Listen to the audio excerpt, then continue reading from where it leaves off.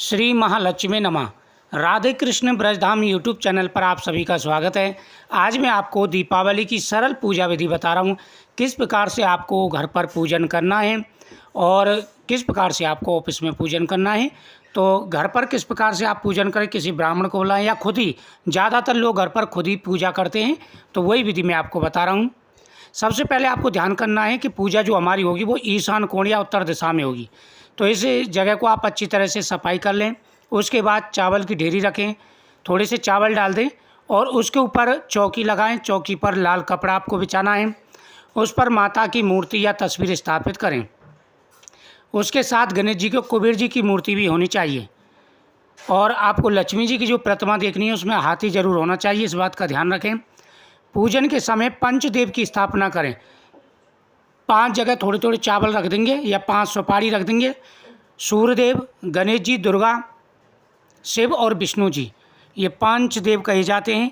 5 देवों की पूजा जरूर होती है। अब खुद कुशा के आसन पर बैठकर माता लक्ष्मी की 66 उपचार से पूजा करें।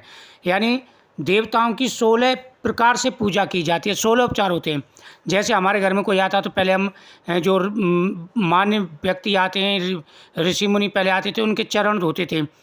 तो पहले आप पार्द दिया जाता है, फिर अर्घ दिया जाता है, फिर आचमन यानी जल पिलाया जाता है, फिर स्नान, वस्त्र, आभूषण, गंध, पुष्प, धूप, दीप, नैवेद्य, आचमन, तांबूल, ये सारी चीज़ें भगवान को समर्पित की जाती हैं, माता लक्ष्मी को समर्पित की जाती हैं। ये सभी चीज़ें चढ़ाते समय श्री महालक्ष्मी नमः मंत्र का जाप करते जाना है।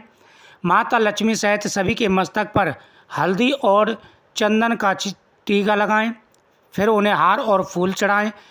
पूजन में अनामिका उंगली, छोटी उंगली के पास की जो उंगली होती है, रिंग फिंगर जिसे कहते हैं, उससे आपको टीका लगाना है सभी को और मंत्र जाप करना है। ओम श्रीं ह्रीं श्रीं कमले कमलाय प्रसीद प्रसीद, श्रीं ह्रीं श्रीं महालक्ष्मी नमः, महालक्ष्मी नमो नमः, धन प्रदाय नमो नमः, विश्वजनने नमो नमः, कुबेराय नमो नमः। पूजा करने के बाद प्रसाद और नैवेद्य भोग लगाएं। ध्यान रखें कि नमक, मिर्च और तेल का प्रयोग नैवेद्य में ना करें। मीठा चढ़ाएं। प्रत्येक पकवान पर तुलसी का पत्ता रखें, लेकिन गणेश जी को जो चढ़ाएं उस पर ना रखें।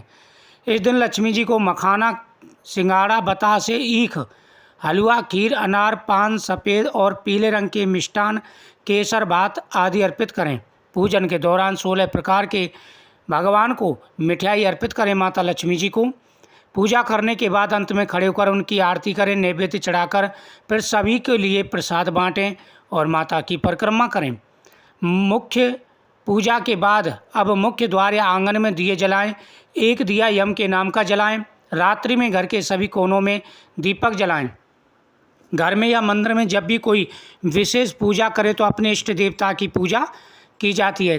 साथ ही कलश, नवग्रह देवता, पंचलोकपाल, शोषण मात्र का पूजन, सप्त मात्र का पूजन भी किया जाता है और विधि विधान से माता की पूजा की जाती है।